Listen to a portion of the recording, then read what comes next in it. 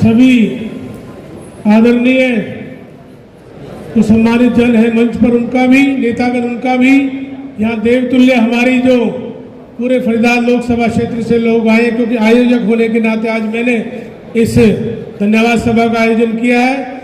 मैं हृदय से पूरे कांग्रेस की तरफ से, अपने परिवार की तरफ से आपका हृदय से आभार करता हूँ और मैं समझता हूँ हम पीढ़ियों तक आपके इस एहसान को नहीं भुला सकते। पूरी कोशिश करेंगे आपकी सेवा आजीवन करते रहें। धन्यवाद। जय हिंद।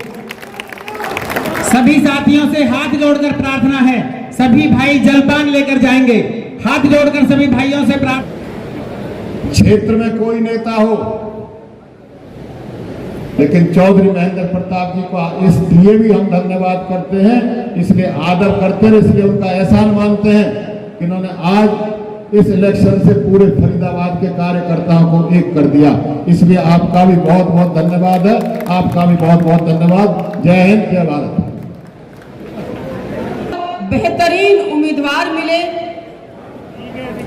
जहां भी वोट मांगने गए उम्मीदवार के नाम की, उम्मीदवार के चयन की सराहना की गई।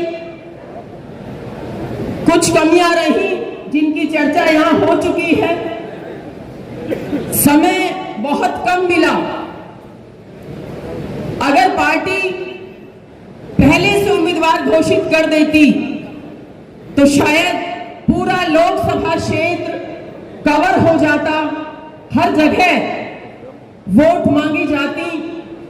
लेकिन बहुत सा क्षेत्र ऐसा रह गया जहां इंडिया गठबंधन कि हमारे लोग, हमारे प्रत्याशी वोट मांगने नहीं जा पाए।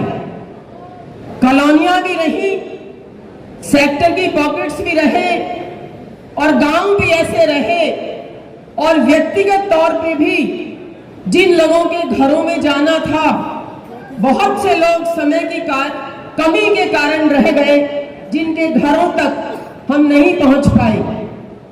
भाजपा उम्मीदवार की घोषणा 1 महीने पहले हो गई थी, उनको 2 महीना मिला चुनाव लड़ने का, और हमने 20 दिन में ही चुनाव लड़ा। लेकिन सबका धन्यवाद करते हैं कि सबने जो जिस भी स्तर पे था, जितनी मेहनत कर सकता था, सबने मेहनत की है और तभी ये शानदार वोट भी मिली है। अगर इतना समय हमारे उम्मीदवार को मिलता तो शायद इससे दुगनी वोट हमें मिलती, इससे दुगनी वोट मिलती। 6-15 मिली है तो शायद ये 12 लाख में तब्दील होती अगर पहले समय मिला होता। क्योंकि ना कार्यकर्ताओं की तरफ से कमी रही, ना उम्मीदवार की तरफ से कमी रही, ना नेतागण की तरफ से कमी रही। लेकिन एक कांग्रेस पार्टी का संगठन ना होना भी बहुत बड़ा नुकसान करके गया, क्योंकि जहां हमारे उम्मीदवार नहीं पहुंचे वहां हमारे संगठन के लोग पहुंच सकते थे। ये तो कांग्रेस के कार्यकर्ताओं का इतना जोश था, उनका उत्साह था, जो ये चुनाव शानदार तरीके से लड़े और लास्ट तक भी ये लग रहा था कि हम चुनाव जीतेंगे। लेकिन निराशाजनक परिणाम जरूर रहा, लेकिन ये अंत नहीं है। This is not the end. और कहते हैं गिरते हैं शहर सवार ही मैदान जंग में, वो तिफल क्या गिरेंगे जो घुटनों के बल चले।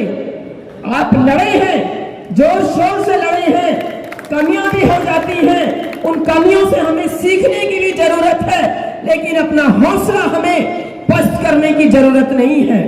आप सब योद्धा हैं और अपने हथियार उठा के रखिए, क्योंकि अभी 2-3 महीने में विधानसभा का चुनाव आपके सर पे है।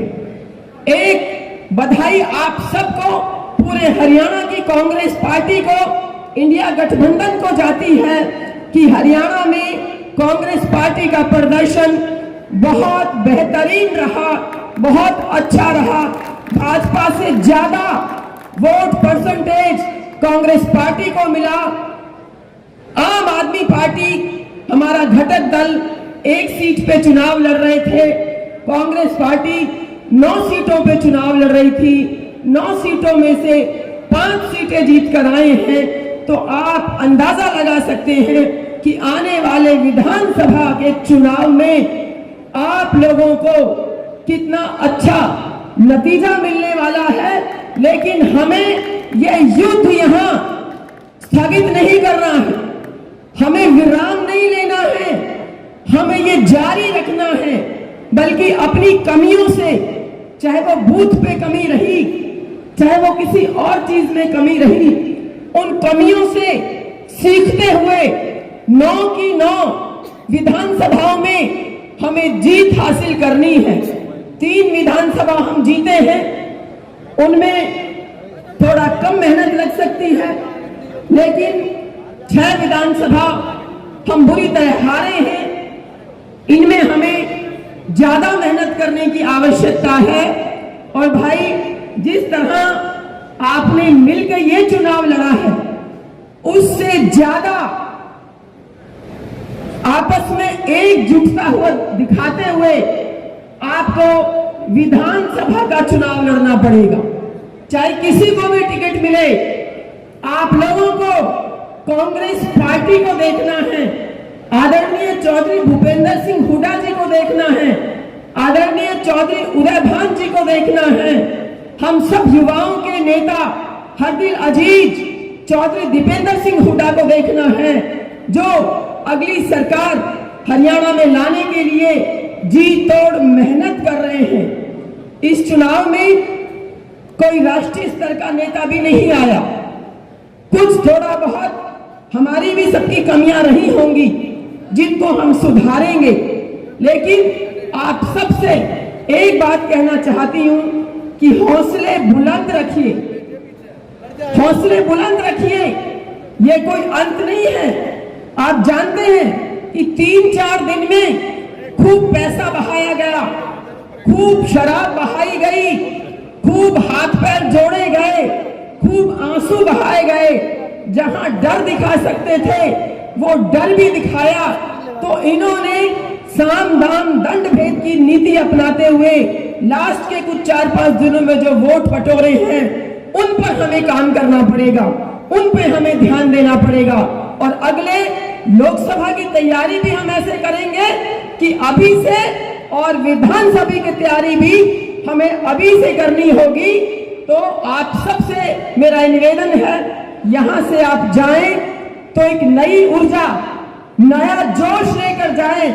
और ये मत सोचिए कि ये फलाना गुट है, ये फलाना गुट है, ये फलाना नेता है, ये मेरे नेता से इसकी नहीं बनती। भैया, अगर कांग्रेस की सरकार बनेगी तो आप सबकी जीत होगी, और अगर कोई कमी रह गई तो हम सब, आप सब जिम्मेदार होंगे। क्योंकि जब किसी घर में कोई हम मिलके कोई काम धंधा करते हैं, कोई मकान दुकान बनाते हैं, कोई बिजनेस करते हैं, कोई खेती बाड़ी करते हैं, उसमें अगर प्रॉफिट होता है तो पूरे परिवार का होता है, अगर लॉस होता है तो पूरे परिवार का होता है। ये गठबंधन एक परिवार है, और इसे मजबूती से एक परिवार बनके इस आने वाले चुनाव को लड़िए और अपनी सरकार बनाइए। मैं चौधरी महेंद्र प्रताप जी का खास तौर पर धन्यवाद करना चाहती हूं कि जिन्होंने 12-12, 15-15 घंटे काम किया और हम सबका हौसला अफजाई की। जय हिंद, जय भारत, जय कांग्रेस। साथियों, इंतजार की घड़ियां खत्म। मैं निवेदन करता हूं आज के मुख्य अतिथि बाबूजी महेंद्र प्रताप जी से कि वो आए और सभा को संबोधित करें। बाबूजी महेंद्र प्रताप जी, पंडित नीरज शर्मा जी।